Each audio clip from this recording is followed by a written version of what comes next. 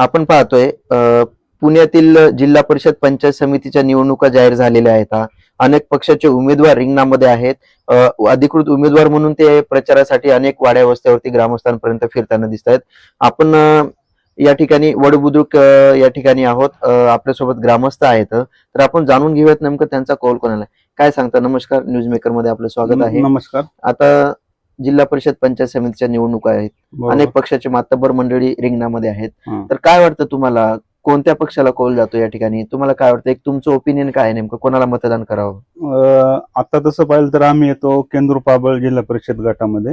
तर या ठिकाणी जर पाहिलं तर प्रफुल्ल शेठ शिवले, त्याच्यानंतर थिटेताई आणि पवारताई यांचं जास्त चर्चा आहे आणि माझ्या अंदाजे हे बहुमताने निवडून येतील. कोणत्या पक्षाचे आहेत ते? हे राष्ट्रवादी काँग्रेस पक्षाचे आहेत आणि हे तिन्ही पण उमेदवार घड्याळ्या चिन्हावरती निवडणूक लढवत आहे आणि त्यांना या ठिकाणी लोकांचा संपूर्ण परिसरामध्ये चांगला प्रतिसाद असून ते भरघोस मताने निवडून येतील असं माझी गॅरंटी आहे. तुमचं मतदान कोणाला राहणार आहे? माझं वैयक्तिक आता तसं पाहिलं गेलं तर मतदान आपण सांगितलं नाही पाहिजे कोणाला, पण आमच्या या ठिकाणी जे आमच्या समस्या सोडवणारे आमचे प्रफुल्ल शेठ शिवले आहेत, तर आम्ही त्यांच्या पाठीमागे हमेशा उभे आहे आणि मतदान बी त्यांनाच होणार.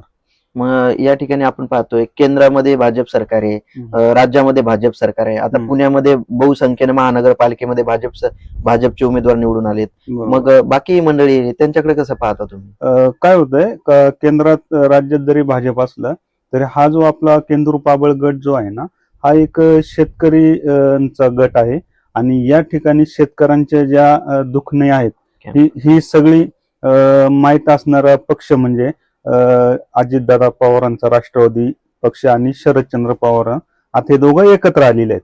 तर त्यांच्या पक्षातून हे निवडणूक लढवत आहेत.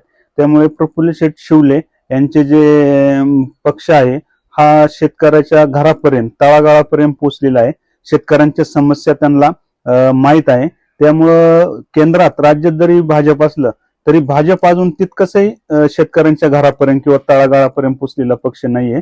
तर ह्या ठिकाणी जर आपण प्रफुल्ल शिवले यांना जर संधी दिली, म्हणजे राष्ट्रवादी काँग्रेस पक्षाला संधी दिली, तर नक्कीच ह्या मतदारसंघातील शेतकरी बांधव जे आहेत त्यांच्या उपयुक्त अशा काही योजना किंवा त्यांच्या ज्या समस्या आहे ते सोडवण्याचं काम चांगल्या पद्धतीने होईल.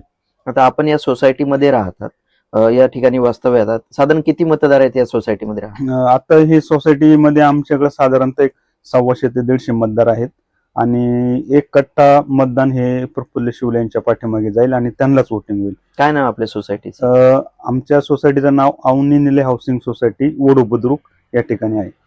अवनी निलय हाऊसिंग सोसायटी आपण वडबुद्रुक मध्ये आहोत. छत्रपती संभाजी महाराजांच्या या ठिकाणी पावनभूमी आहे. या सोसायटीमधून 100 ते 150च्या जवळपास पूर्ण जे फिक्स मतदान आहे ते राष्ट्रवादी काँग्रेस पक्षाचे अधिकृत उमेदवार जे घड्याळ चिन्हावर निवडणूक लढवत आहे जिल्हा परिषदेची, जे म्हणजे प्रफुल्ल काळूराम शिवळे आणि काय नाव सांगितलं, सुचेताताई थिटे आणि पवारताई यांना हे पंचायत समितीचे 2 उमेदवार आणि 1 जिल्हा परिषद, अशा तिन्ही उमेदवारांना राष्ट्रवादी काँग्रेस पक्षाचे असल्यामुळे त्यांच्या विकासाचे काम या ठिकाणी चांगल्या पद्धतीने चालतं. विकास मार्ग लावण्यासाठी आणि अहोरात्र मदतीला धावून जाण्यासाठी हे तत्पर असतात. त्यामुळे त्यांचं या ठिकाणी मतदान जाते. आपण पाहतोय भले राज्य किंवा केंद्रामध्ये त्यांचं असं म्हणणं आलं की सत्ता असेल भाजपची, हरकत नाही, पण जो मदतीला धावून जाणारा व्यक्ती आहे त्याच्याकडे बघून आम्ही मतदान करणार आहेत. मुळात म्हणजे राष्ट्रवादी दोन्ही पक्ष एकत्र आले, युती आहे, त्याचा नक्कीच फायदा ग्रामस्थांना होतो. शेतकरी बहुल भाग हा आहे, ग्रामीण भाग आहे, त्यामुळे शेतकऱ्यांच्या मदतीला धावून जाणारे राष्ट्रवादी काँग्रेस पक्षाचे प्रफुल्ल काळूराम शिवले हे एकमेव व्यक्तिमत्व या ठिकाणी आपल्याला बघायला मिळते. एकंदरीत आपण पाहतोय जनतेचा जो कौल आहे तो आपण प्रत्येक ग्राउंड रिपोर्ट घेतोय तर राष्ट्रवादी काँग्रेस पक्षाला जातोय.